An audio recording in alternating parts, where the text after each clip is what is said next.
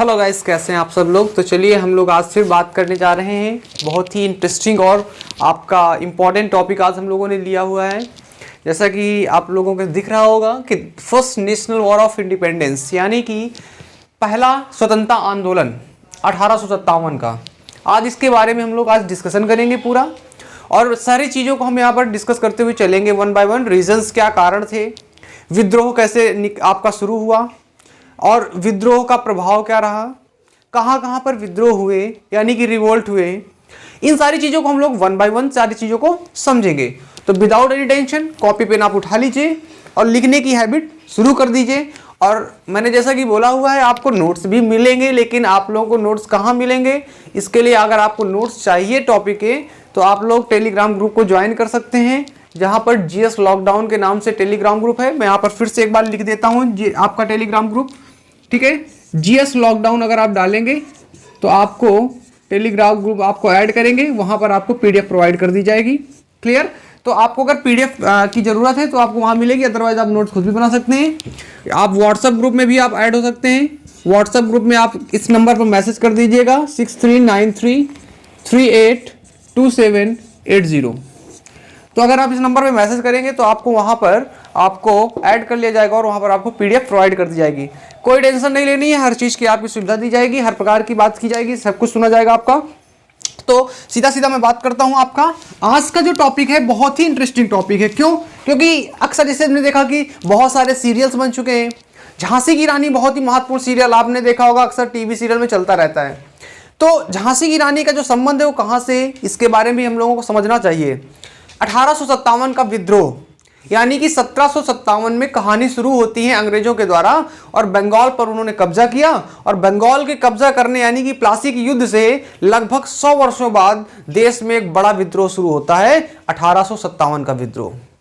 आखिर इन 100 वर्षों में ऐसा क्या हुआ कि पूरे देश में तो नहीं कहेंगे, लेकिन फिर भी अभी हम यही मान के चलते हैं कि स्वतंत्रता आंदोलन था या फर्स्ट इंडिपेंडेंस वॉर था। तो पूरे देश में अंग्रेजों के खिलाफ सबसे बड़ा आंदोलन क्रिएट होता है, और इसमें पूरे देश में अंग्रेजों के खिलाफ अलग अलग जगहों पर विद्रोह किए जाते हैं। वो कानपुर हो या झांसी हो या इलाहाबाद हो, वो आपका अवध हो, दिल्ली हो, बिहार हो, फैजाबाद हो, हर जगह पर पूरे देश में सर आंदोलन होता है। बहुत सारे अंग्रेज ऑफिसर यानी कि अधिकारी मारे जाते हैं, और अलग अलग जगहों पर अलग अलग नेता थे। तो हम लोग एग्जाम ओरिएंटेशन के साथ में चलेंगे कि पहली चीज आपको कि जहां पर आंदोलन हो रहा है वहां पर लीडर कौन है इंडिया की तरफ से, यानी कि विद्रोह का नेतृत्व कौन कर रहा है, इसके बारे में हमको पॉइंट पता होना चाहिए सर।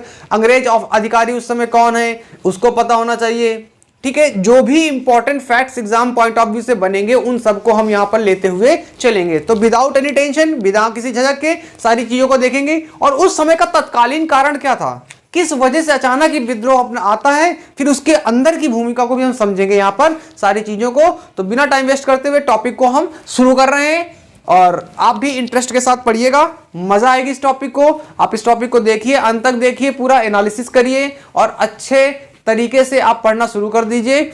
और लगातार हम आपको ये बताते चल रहे हैं कि जैसा कि आपका ये टॉपिक हम लोग हिस्ट्री का तो पढ़ा ही रहे हैं, पॉलिटी का हमने डिस्कस कर रखा है, और हमारा जो टारगेट ऑडियंस है आपकी, देखिए कोई भी गवर्नमेंट एग्जाम हो जहां भी जीएस आ रही होगी वहां पे ये काम करेगा।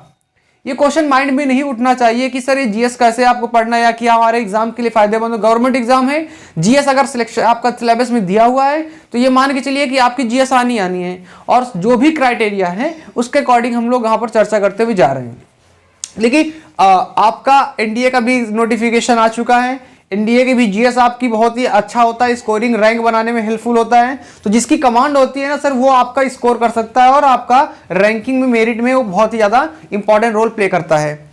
तो वो भी आपको ध्यान में रखते हुए चलना है। दूसरी कंडीशन आपका सीजीएल का आ चुका है, सीएचएसएल के फॉर्म आ चुके हैं, यानी कि फॉर्म भरा जा चुका है। तो कहीं ना कहीं ये आपके सारे के सारे महत्वपूर्ण पोर्शन है आपके, तो इनको ध्यान में रखते हुए चलना है। एनटीपीसी ग्रुप डी के तो एग्जाम्स आपके है ही हैं, तो कहीं ना कहीं ये सारे के सारे महत्वपूर्ण चीज हैं। तो मैं टॉपिक की शुरुआत करता हूँ। सबसे पहली चीज हमें ये समझ में आना चाहिए कि sir first war of independence है 1857 का स्वतंत्रता आंदोलन। ये बताइए कि जो आंदोलन है इसका तत्कालीन कारण क्या है, इसके बाद हम समझेंगे कि क्या इसके रीजंस थे। तो ठीक है, तो हम इसको शुरू करते हैं। पहली कंडीशन, अच्छा 3 वर्ड में यहां पे लिख रहा हूं। एक वर्ड है वार, यानी कि जिसे हम लोग युद्ध बोलते हैं, रिवोल्ट रिवोल्ट, और एक वर्ड है आपका, देखिए वार हो गया, रिवोल्ट हो गया, एक आपका म्यूटिनी वर्ड आता है। क्या आता है सर? म्यूटिनी। तो मैं आपको लास्ट तो बता देता हूं, अब आपको तीनों में डिफरेंस क्या होता है ये बेसिक आपको बताना है। कमेंट सेक्शन में बताइएगा तीनों में डिफरेंस क्या है। बहुत बेसिक डिफरेंस होता है। वॉर यानी कि युद्ध हो गया, विद्रोह हो गया सर, म्यूनिटी सर, तो कहीं ना कहीं तीनों में कुछ तो डिफरेंस होगा, इसीलिए अलग अलग वर्ड दिए गए। इनका मतलब क्या होता है आप कमेंट सेक्शन में बता सकते हैं। तत्कालीन कारण क्या है इसके बारे में समझते हैं। देखिए 1857 का जो विद्रोह है, उस समय हमारे यहाँ सर गवर्नर जनरल कौन है भारत का? गवर्नर जनरल कौन है? इन सब के बारे में हम लोग यहाँ देखेंगे, लेकिन बेसिकली ये वर्ड तो हमें पता ही होना चाहिए सर। उस समय गवर्नर जनरल जो है वो है लॉर्ड कैनिंग। कौन है सर? Lord Canning. अच्छा, कंडीशन क्या है सर कि आपका जो तत्कालीन कारण बताया जाता है, उस समय 1856 में आपका 1856 में आपका क्या किया गया सर? एक इनफील्ड राइफल इंट्रोड्यूस की गई। सेना में एक राइफल इंट्रोड्यूस की गई, लाई गई, यानी कि इनफील्ड राइफल लाया गया। अब इसकी खास बात क्या थी? इनफील्ड राइफल लाई गई, शामिल की गई, कह सकते हो, राइफल शामिल की गई। अच्छा, इस राइफल में जो कारतूस प्रयोग की जा रही थी, ये तत्कालीन कारण था। हम सारे कारण को समझेंगे। तत्कालीन कारण क्या है? उस राइफल में जो कारतूस प्रयोग की जा रही थी, ये बताई जा रही थी वो गाय और सूअर की चर्बी से मिलकर बनी है। क्या बताया गया? कारतूस गाय और सूअर की चर्बी से मिलकर बनी है। ये अफवाह फैल गई। सूअर, अब सूअर तो आप लोग जानते ही हैं, देख ही रहे होंगे आप लोग आसपास अपने, सूअर की चर्बी से मिलकर बनी हुई है। तो कहीं ना कहीं ये दोनों जो शब्द है, गाय हिंदू धर्म से जुड़ा हुआ है और सूअर जो आपका मुस्लिम शब्द है, वो आप मुस्लिम लोग वो लेना पसंद नहीं करते हैं, तो धर्म से जोड़ दिया गया मामला। और ये अफवाह थी या नहीं था, इस पर हम चर्चा भी नहीं करेंगे, लेकिन इसके वजह से लोगों ने इस कारतूस का प्रयोग करना क्या कर दिया? बंद कर दिया, अस्वीकार कर दिया, और इसके खिलाफ क्या कर दिया? अंग्रेजों के खिलाफ सेना में विद्रोह जागृत होता है। यानी कि सेना में विद्रोह की शुरुआत यहां से होती है। तो हमारे दिमाग में क्या रखना है सर? इनफील्ड राइफल इंट्रोड्यूस की गई, लेकिन ये कब लाई गई? 1856 में। विद्रोह 1857 में हो रहा है। गलत डेट नहीं है, आपको लग रहा है 1856 क्यों लिखा है? 1856 में लॉर्ड कैनिंग के टाइम पीरियड में आ चुकी थी। विद्रोह होगा, पूरी प्रोसेस देखेंगे, कैसे विद्रोह बढ़ता जा रहा है, कौन सी घटना कब हुई, टाइमलाइन से सब कुछ चलते जाएंगे। अभी बेसिक उस समय गवर्नर जनरल कौन था? Lord Canning. ये दो फैक्ट आपको पता होना चाहिए। और कारण बेसिकली क्या उन्होंने बताया तत्कालीन, कि जो आपकी चर्बी वाली कारतूस, कारतूस कैसी है सर? चर्बी वाली कारतूस है सर। और आपकी जो चर्बी हो किससे? आपका गाय और सूअर की चर्बी से बना हुआ है। ये बेसिक आपका कारण बताया। लेकिन क्या इसी की वजह से आपका सिर्फ आंदोलन हुआ? नहीं साहब, पिछले 100 वर्षों का गुस्सा लोगों के अंदर भरा हुआ है। तो सर उस 100 वर्षों का गुस्सा निकलेगा जा करके, और वो 1857 में फूट रहा है, तो कहीं ना कहीं इसके पीछे बहुत सारे कारण रहे होंगे। हम वन बाय वन सभी कारणों को देखते हुए चलेंगे। और यहाँ पे जो कारण देख रहे हैं ना, इन कारण को आप हल्के मत लीजिए। जो भी कारण बताया जाएगा उसके पीछे भी एक क्वेश्चन बनेगा। तो यानी कि जो क्वेश्चंस आपके क्रिएट होंगे, यहाँ पर अगर हमने 10 कारण देखे तो 10 क्वेश्चन क्रिएट हो जाएंगे।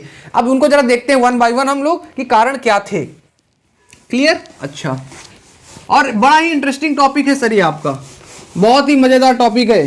क्वेश्चंस इससे आते ही आते हैं, तो आप ये भी नहीं कर सकते कि सर इससे क्वेश्चन नहीं आएंगे या हम तैयार नहीं करेंगे। समझते हैं सर। पहली कंडीशन, कारण क्या है सर? आपको पॉइंट वाइज बना के लिखते चलना है, और सब में एक क्वेश्चन बनेंगे। विद्रोह के कारण। सर ये जो विद्रोह हो रहा है सर, इसके कारण क्या है? विद्रोह के कारण। अच्छा, पहला कारण हम लेते हैं सर। पहला कारण लेते हैं क्या सर? सामाजिक कारण। कौन सा कारण लेंगे सर? सामाजिक कारण। पहला कारण क्या लेना है सर? सामाजिक रीजन, सामाजिक कारण। क्लियर? अच्छा, सामाजिक कारण को क्या बोलते हैं सर? Social cause. ऐसा क्या हुआ सर सामाजिक कारण में कि इसकी वजह से विद्रोह में सहभागिता हो रही है? और वन बाय वन हमने कहा इसको देखेंगे। तो सर पहला पॉइंट अब देखते हैं। देखिए अंग्रेजों ने क्या किया सर, बहुत सारी चीजों के साथ हमारे हिंदुस्तान में जो हमारी सभ्यता और संस्कृति है उसके साथ क्या किया सर आपका, उन्होंने अपने अपने तरीके से प्रयोग किया है। और जो परिवर्तन लाना चाहते थे उन्होंने दिया परिवर्तन। इसमें हिंदू धर्म में या हमारे समाज में बहुत सारी ऐसी मान्यताएं थी, उन मान्यताओं को सर हम लोग मानते थे, वो भले ही रूढ़वादी मान्यताएं, जैसे कि सती प्रथा। क्या है सर? एक प्रथा चलती आ रही थी। ये समाज में कुरीति है हिंदू धर्म में, लेकिन ये चल रही है। विधवा पुनर्विवाह को सर वो लोग आपका स्वीकार नहीं करते थे, बाल विवाह होता था, शिशु हत्या होती थी, नरबली होती थी, क्या बच्ची पैदा होती थी मार दिया जाता था। और ये शिशु हत्या सर्वाधिक कहां पाई गई है सर? राजपूतों में पाया गया है और बंगालियों में पाया गया है। तो कहीं ना कहीं ये क्या है? समाज के सर बुरी आपकी कह सकते हो कुरीतियां हैं, सोशल प्रैक्टिसेस हैं। अंग्रेजों ने इनको खत्म करने का प्रयास किया है, लेकिन जब अंग्रेज खत्म कर रहे हैं तो कहीं ना कहीं लोगों को लगता है कि सर ये हमारे धर्म के साथ छेड़छाड़ की जा रही है, हमारे मान्यताओं के साथ में छेड़छाड़ की जा रही है, और यही कारण है कि ये भी विद्रोह का कारण बनता है। तो सबसे पहले करते हैं यहां पर अंग्रेजों ने किया क्या है? सती प्रथा का अंत। अब सती प्रथा का अंत किया, सामाजिक एक कारण बनता है जाकर के, सोशल प्रैक्टिस, सती प्रथा का अंत किया। अब सती प्रथा का अंत किया तो जो हिंदू धर्म में सर रूढ़वादी जो लोग हैं वो नाराज होंगे कि नहीं होंगे? अब वो नाराज हो रहे हैं, कह रहे हैं सती प्रथा का तुम अंत कर रहे हो क्योंकि वो मान्यता प्रदान कर रहे हैं। वो बात सत्य है कि ये बहुत अच्छा स्टेप लिया गया सरकार के द्वारा। अब सती प्रथा का अंत एक कारण बनता है, तो बेसिक आपको पता होना चाहिए सती प्रथा का अंत किस गवर्नर जनरल के शासनकाल में हुआ, कब हुआ, किसकी सहायता से हुआ। तो हम यहां पर बहुत ही थोड़ा सा लेके डिस्कस करेंगे क्योंकि हम कारण पे डिस्कस कर रहे हैं। दूसरा पॉइंट अभी यहां पर डिस्कस करेंगे, लेकिन उससे पहले हम यहां पे सती प्रथा के बारे में एक पॉइंट समझ लेते हैं। 1829 में सर क्या किया जा रहा है सर? सती प्रथा का अंत हुआ है सर। याद रखिएगा सती प्रथा का अंत कब हुआ है सर? 1829 में, 1829 में। उस समय गवर्नर जनरल कौन है सर? उस समय गवर्नर जनरल है sir Lord William Bentinck. Lord William Bentinck. तो ये याद रखिएगा उस समय गवर्नर जनरल कौन था? Lord William Bentinck. सती प्रथा, मैंने क्या बोला आपको हर रीजन पे क्वेश्चन मिलेंगे। तो लॉर्ड विलियम बेंटिक किसकी सहायता से किया? भारत की तरफ से किसी ना किसी ने तो ये प्रयोग किया होगा ना कि सर इसे अंत करना चाहिए, तभी तो अंग्रेज करेंगे। तो सर सती प्रथा के अंत में जो सबसे बड़ा हाथ माना जाता है वो आपका राजा राम मोहन राय। राजा राम मोहन राय, क्लियर? राजा राम मोहन राय। मुझे तो ऐसा लगता है कि अगर हिंदुस्तान में महिलाओं को, लड़कियों को अपना आइडल बनाना चाहिए तो वो दो लोग हैं, दो लोगों का आइडल बनना चाहिए। क्योंकि अगर इन दोनों लोगों ने अगर काम ना किया होता, समाज में सबसे बुरी एक सती प्रथा का अंत करने में सबसे बड़ा योगदान क्या है सर? आपका राजा राम मोहन राय। और ज्योतिबा फुले शिक्षा के क्षेत्र में अद्भुत काम किया है। और यही दोनों महिलाओं के लिए, आज भी महिलाओं का शोषण सिर्फ इसी आधार पे हो रहा है क्योंकि वो शिक्षित नहीं है। याद रखिएगा जिस दिन महिलाएं शिक्षित हो जाएंगी उस दिन शोषण कोई नहीं कर सकता। अमेरिका में 2 बजे 3 बजे भी महिलाएं ओमेन साहब की घूम रही हैं, जॉब कर रही हैं, रास्ते से वापस आ रही हैं। हमारे यहाँ 10 बजे के बाद सेफ्टी एंड सिक्योरिटी की सर कमी महसूस होती है। कहीं ना कहीं यहाँ पे क्या है सर? डेवलपमेंट नहीं। और डेवलपमेंट तब होगा जब आप एजुकेटेड होंगे, आप अपनी सुरक्षा खुद कर सकते हैं। कोई देश, कोई सभ्यता, कोई कंट्री, कोई डिफेंस सिस्टम आपकी सुरक्षा नहीं कर सकता, स्पेशली फॉर वुमेन के लिए। तो आप अपनी चीजों को थोड़ा सा इनबिल्ड करिए। राजा राम मोहन राय ने महिलाओं के लिए बहुत अच्छा काम किया इस प्रथा के अकॉर्डिंग। बाकी और चीजें जो हैं वो हम देखेंगे जब हम सामाजिक सुधार आंदोलन देख रहे होंगे, सोशल रिफॉर्म के बारे में पढ़ रहे होंगे। तो पहला एक पॉइंट आपको ये थोड़ा सा समझ में आना चाहिए। दूसरा क्या कारण हो सकता है सामाजिक कारण में से? आपका दूसरा कारण है विधवा पुनर्विवाह। क्या कर रहे हैं सर? विधवा पुनर्विवाह। अच्छा, विधवा पुनर्विवाह के बारे में सर जब हम बात करेंगे, सॉरी यहां पे इसको मैं इरेज कर देता हूं, पुनर्विवाह, विडो रीमैरिज एक्ट, विधवा पुनर्विवाह। अब देखिए जरा, बहुत ही सिंपल चीज है। विधवा पुनर्विवाह जो अधिनियम लाया जा रहा है सर, ये कब लाया जा रहा है सर? ये लाया गया सर 1856 में। अब कहीं ना कहीं 57 विद्रोह रहा, 56 में एक्ट आ रहा है सर। विधवा पुनर्विवाह जो अधिनियम है सर, इस अधिनियम के तहत जो पुनर्विवाह है सर उसको मान्यता प्रदान कर दी गई। लेकिन समाज में ये प्रथा है कि जो एक बार विधवा जाएगी दोबारा शादी नहीं कर सकती, अगर कर भी लेती है तो उसके बच्चों को वैध नहीं माना जा रहा था, ठीक है ना, इसे पाप माना जाता था। तो कहीं ना कहीं अंग्रेजों के द्वारा जो लिया गया ये स्टेप था, ये समाज की मान्यताओं के खिलाफ हुआ। तो ये भी एक कारण बनता है। तो इसको अभी आपको ध्यान रखना है। तो और इसमें सबसे बड़ा योगदान किसका होता है सर? आपका ईश्वरचंद विद्यासागर का। ईश्वरचंद विद्यासागर का।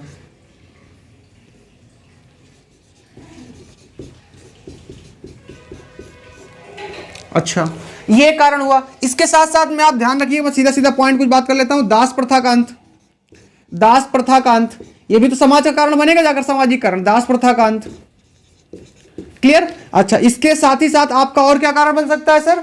आपका शिशु हत्या पे बैन लगा दिया गया।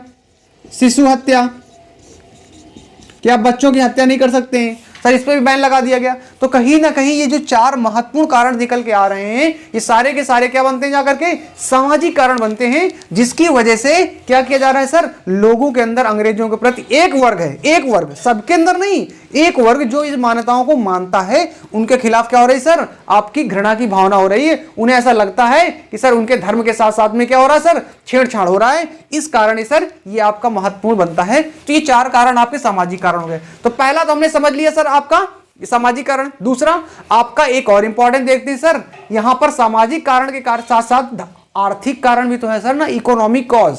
इकोनॉमिक तौर पर अंग्रेजों ने किस प्रकार शोषण किया हिंदुस्तान का, उसके पीछे भी एक बहुत बड़ी कहानी है, जिसको हम चर्चा करेंगे सर जब इंडस्ट्रियलाइजेशन पढ़ रहे होंगे, औद्योगिकरण पढ़ रहे होंगे। लेकिन ये हम कारण के रूप में थोड़ा सा उसको भी समझ लेते हैं पहले, चलिए समझते हैं। तो ये आपने नोट कर लिया होगा सामाजिक कारण में से। और देखिए मैंने पूरा डिटेलिंग में लेके चल रहे हैं, इसलिए पहले हम समझ लेते हैं अच्छे से भूमिका किस लिए विद्रोह हो रहा है ना, फिर समझ लेंगे कि कहाँ कहाँ विद्रोह कौन कौन से कर रहा है, कौन कौन नेता है, वो सारी चीजों को हम समझेंगे। लेकिन पहला हमारा समझना जरूरी होता है। दूसरा हमारा क्या कारण है सर, दूसरा पॉइंट है कारण विद्रोह का आर्थिक कारण।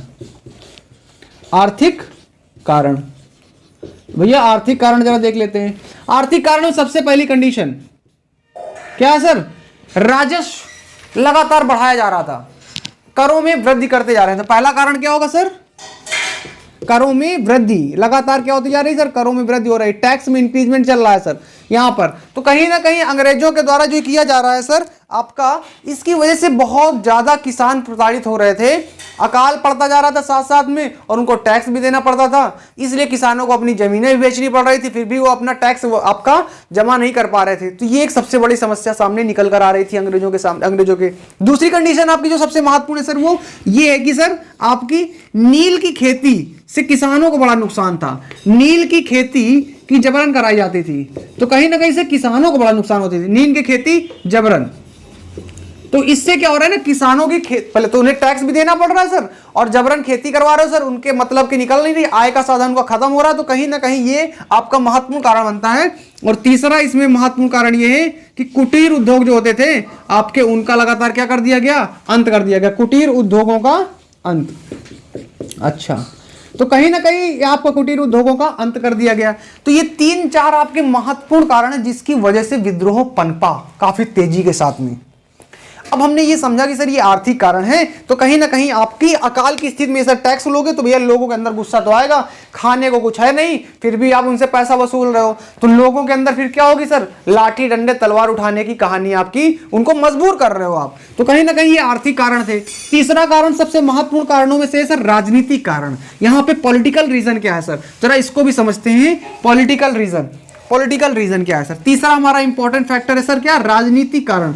और जरा समझिएगा कैसे राजनीतिक कारण से इन्होंने सर क्या किया है सर, आपने भारत को यानी कि हथियाने में, भारत पर राज करने पर अपना प्रयोग किया। राजनीतिक कारण, पॉलिटिकल रीजन, पॉलिटिकल कॉज। सबसे पहली कंडीशन पॉलिटिकल कॉज में डलहौजी के द्वारा जो प्रयोग की गई हड़प नीति थी सर, डॉक्ट्रिन ऑफ लैप्स, हड़प नीति। मैंने क्वेश्चन लास्ट में जो डिस्कस किया है उस पर क्वेश्चन भी इस पर डिस्कस किया है। एक जो क्वेश्चन हमारा सेट पहला, सेट नंबर पहला था, वहां पर इससे रिलेटेड आपका क्वेश्चन पड़ा है। तो याद रखिएगा पहला जो कारण है डलहौजी की हड़प नीति। क्या है, बात करेंगे डलहौजी की हड़प नीति। हड़प नीति, doctrine of lapse, doctrine of lapse कह रहा है सर क्या, डलहौजी की हड़प नीति। अब सर इस नीति ने किया क्या, क्या चेंजमेंट लाया है सर, जरा समझिएगा। डलहौजी ने एक ऐसी कॉन्सेप्ट प्रस्तुत की कि जिस राज्य में राजा की अगर मृत्यु हो जाती है और अगर उस राज्य में उसका वास्तविक उत्तराधिकारी नहीं है, यानी कि उस राजा का खुद का बेटा नहीं है, तो उस राज्य को ब्रिटिश राज्य में शामिल कर लिया जाएगा। अब ऐसी में सर कंडीशन में सर क्या, बहुत सारे राजाओं की जब मृत्यु हुई तो उनमें से उनके राज्य में वास्तविक उत्तराधिकारी नहीं थे, जिसकी वजह से उनके राज्य को शामिल किया गया। और जब शामिल करोगे तो राज्य के लोग विद्रोह करेंगे सर, राजा के दरबार में जो लोग बैठे होंगे, सेनापति मंत्री सब करेंगे विद्रोह ना, रानी भी तो करेगी सर। और झांसी की रानी इसीलिए शामिल होती है युद्ध में। तो झांसी की रानी का शामिल होने का सर यही कारण था। गंगाधर राव की मृत्यु होती है और दामोदर राव उनके दत्तक पुत्र थे, यानी कि गोद लिए हुए पुत्र थे, जो अंग्रेजों ने उस राज्य को शामिल करना चाहा, लेकिन सर झांसी की रानी ने सर इनकार कर दिया। फिर जो घमासान युद्ध होगी तो सर उसका अलग ही सर रिजल्ट निकल के आता है, और उनके खिलाफ जो लड़ रहा था अंग्रेज अधिकारी, उसका नाम था ह्यूरोस। काफी चर्चित आपका नाम है। तो डलहौजी की जो हड़प नीति है सर, ये काफी ज्यादा आपकी प्रसिद्ध है आपका राजनीतिक कारण में। दूसरा क्या कारण है सर? भाई तुरंत ऐसा तो नहीं इतनी तेजी के साथ भड़क जाएंगे लोग सारे, इससे पहले भी तो घटनाएं हुई होंगी सर। उनमें से आपका सर क्या है? सहायक संधि। किसके द्वारा लाया गया है? वेलेजली की सहायक संधि। वेलेजली की सहायक संधि। सब्सिडरी अलायंस, खतरनाक है सर। सहायक संधि, सब्सिडरी अलायंस, वेलेजली की सहायक संधि क्या कहती है सर? ये राज्य में ये खतरनाक थी सर। कब लाई थी सर इसने? 1798 में सर लेके आया था सर। 1798 में लॉर्ड वेलेजली उस समय गवर्नर था, ये लेके आया था। इसके तहत जिस राज्य के द्वारा सहायक संधि को स्वीकार कर लिया जाता था, उस राज्य को अपने राज्य में सेना रखने का अधिकार नहीं था। अब राजा के पास जो ताकत होती, सेना ही तो होती है ना सर, तो उसकी ताकत ही खत्म कर दो। यही तो सबसे बड़ा आपका उसका फैसला है सर। अंग्रेजों का विस्तार, ये कैसी नीति पॉलिसी है सर? ये एक्सपेंशनिस्ट पॉलिसी है, विस्तारवादी है सर। क्या करना है सर? अपने राज्य को अंग्रेजी कंपनी का विस्तार कर रहे हैं सर। ऐसी तो पॉलिसी दिख रही है सर आपको ये। तो कहीं ना कहीं आपको ये जो आपका लॉर्ड वेलेजली के द्वारा सहायक संधि का प्रयोग किया गया, ये काफी ज्यादा अंग्रेजों के द्वारा आपका प्रयोग किया गया। किसके लिए सर? आपका विस्तार के लिए, और ये विद्रोह का कारण बनती है सर।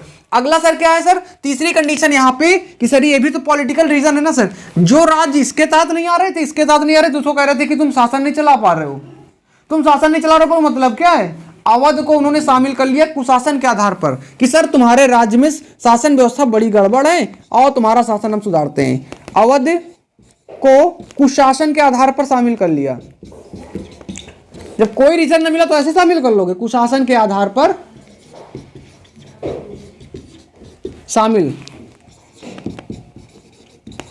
तो ये सर इंपॉर्टेंट आपके पॉलिटिकल रीजन में से थे। और नाना साहब की पेंशन ही बंद कर दी उन्होंने।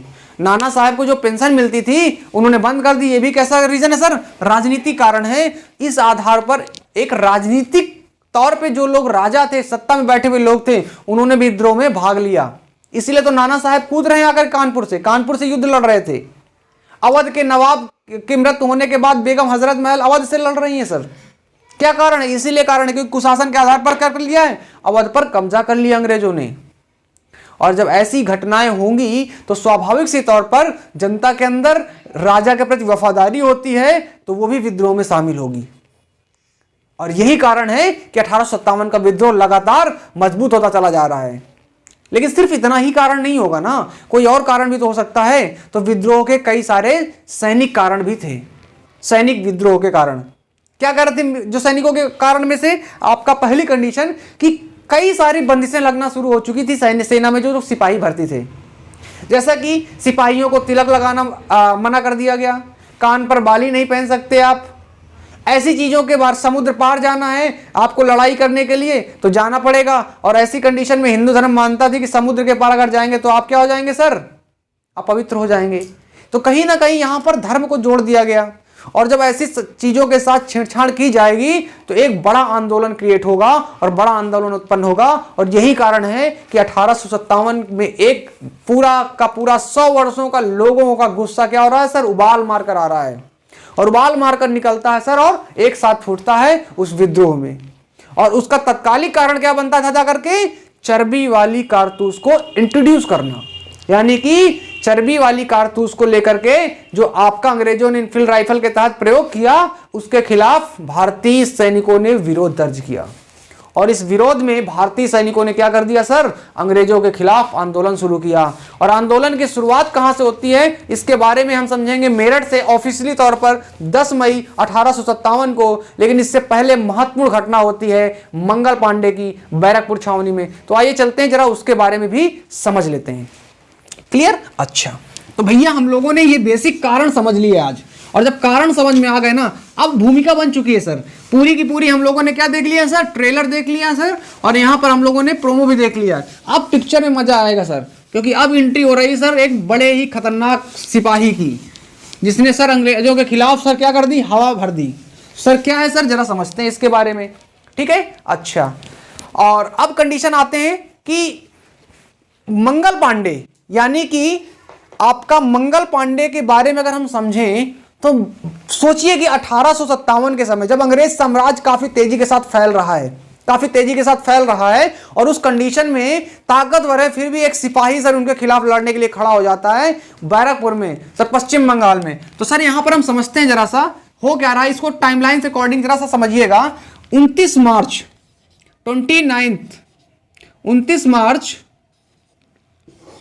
1857 को क्या हो रहा है सर, मंगल पांडे, अभी आप लिख लीजिएगा सारी कंडीशन।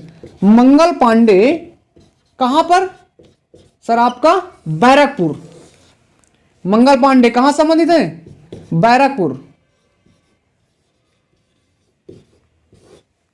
बैरकपुर छावनी से संबंधित है।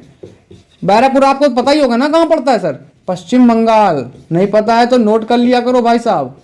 सर मंगल पांडे पार्क भी बना है, कहां पर बना है मंगल पांडे पार्क, पश्चिम बंगाल में। कभी पश्चिम बंगाल जाइएगा, घूमिएगा जाकर, लेकिन आज वो पार्क शहीद पार्क के रूप में नहीं है सर, वो कपल पार्क बन गया है। मंगल पांडे पार्क में अगर आप इंटर करेंगे, प्रवेश करेंगे मंगल पांडे की मूर्ति देखने के लिए, तो वहां कम से कम सैकड़ों मूर्तियां आपकी बनी है मंगल पांडे के रूप में, और वहां बैठी मिलेंगी हर 500-200 मीटर में दूर में। लेकिन फिर भी वो शहीद पार्क है, आप जाइएगा, मौका मिले घूमने का तो जरूर घूमिएगा, ठीक है। मंगल पांडे पे आते हैं, बैरकपुर छावनी से संबंधित है। और उन्होंने क्या किया सर, 29 मार्च 1857 को विद्रोह कर दिया और उन्होंने 2 अधिकारियों की क्या कर दी सर, हत्या कर दी। 2 अधिकारियों की हत्या कर दी सर। अब साहब 2 अधिकारियों की जब हत्या कर दी ना उन्होंने, तो फिर उनको क्या कर लिया गया, गिरफ्तार कर लिया गया। और गिरफ्तार कर लिया गया सर मंगल पांडे को। और 8 अप्रैल, ये डेट है सर, आपको थोड़ा सा इंपॉर्टेंट डेट है इसलिए याद रखिएगा, 1857 8 अप्रैल 8 अप्रैल 1857 को मंगल पांडे को फांसी की सजा दे दी गई। मंगल पांडे को फांसी दे दी गई। अब सर ये जो फांसी दी गई तो कहीं ना कहीं, अब यार ये सोचो कि सेना में जो अधिकतर सिपाही थे वो क्या थे, भारतीय तो थे, अंग्रेज लोग तो कुछ थे ना। अब किसी एक हिंदुस्तानी यानी भारतीय व्यक्ति को सर तुम फांसी सजा दोगे तो भारतीय लोगों के अंदर गुस्सा तो पैदा होगा। और कारण वो जो लॉजिकल तो था वो धार्मिक आधार पे जोड़ रखा है, चर्बी वाली कारतूस का प्रयोग ना करना। तो कहीं ना कहीं मंगल पांडे को जो फांसी की सजा दी गई ना सर, इसने लोगों के अंदर, सैनिकों के अंदर सर एक गुस्सा पैदा कर दिया। फिर लोगों ने कहा कि अब हम चर्बी की कारतूस का प्रयोग नहीं करेंगे। और यही कारण है कि सर इसी का आधार बनाते बनाते 10 मई 1857 यानी कि 10 मई 1857 को क्या हुआ सर, ऑफिशियली तौर पर युद्ध की शुरुआत हो रही है। तो याद रखिएगा डेट क्या है सर, आधिकारिक तौर पर, और इसके बारे में हम लोग चर्चा करेंगे। आधिकारिक तौर पर युद्ध, आपकी विद्रोह की शुरुआत, तौर पर विद्रोह की शुरुआत। तो यानी कि ये कह सकते हो कि सर आपका जो युद्ध शुरू हो रहा है सर, कह सकते हो विद्रोह शुरू हो रहा है, वो आपका 10 मई 1857 को होगा शुरू। और 10 मई 1857 को ऑफिशियली तौर पर कहां से शुरू हो रहा है सर, मेरठ से शुरू हो रहा है सर। और मेरठ में सर अंग्रेजों को सर क्या करते हैं, अंग्रेजों की छावनी को जला दिया जाता है, उनके हथियार लूट लिए जाते हैं और जितने भी अंग्रेज थे मार दिए जाते हैं भारतीय सिपाहियों के द्वारा। और उसके बाद ये लोग दिल्ली की ओर निकलते हैं और दिल्ली की तरफ कूच करते हुए पहुंचते हैं 11 मई 1857 को। और 12 मई 1857 को इस विद्रोह का नेता बहादुर शाह जफर को घोषित कर दिया जाता है। और ऑफिशियली तौर पर 12 मई 1857 को ये युद्ध विद्रोह के रूप में घोषित कर दिया जाता है अंग्रेजों के खिलाफ, और विद्रोह शुरू हो चुका होता है। तो कहीं ना कहीं ये बेसिक कहानी आपके दिमाग में बैठ चुकी है। अब क्योंकि हमें यह समझना बहुत जरूरी था कारण के रूप में, तो हम लोगों ने समझा क्या है, हम लोगों ने यह समझा है कि 1857 का जो विद्रोह था, उस विद्रोह के महत्वपूर्ण कारण थे। उनमें से जो तत्कालिक कारण था वो था सर चर्बी वाले कारतूस का प्रयोग करना, लेकिन उसके साथ साथ में और भी तो कारण थे ना। उन कारणों में से कौन सा कारण एक आपका बनता है, उसमें से एक कारण आपका बनता है सामाजिक कारण, जिसमें सती प्रथा हो गया, विधवा पुनर्विवाह हो गया, बाल हत्या हो गई, शिशु हत्या हो गई, आपका बाल विवाह हो गया, ये कारण था। धार्मिक कारणों में से भी आपके महत्वपूर्ण कारण थे। इसके साथ में आपका सैनिक कारण भी था, हम लोग देखा। फिर राजनीतिक कारण था, डलहौजी की लैप्स ऑफ डॉक्ट्रिन का प्रयोग करना, डॉक्ट्रिन ऑफ लैप्स का प्रयोग करना, हड़प नीति का प्रयोग करना, आपका वेलेजिली के द्वारा सहायक संधि का प्रयोग करना।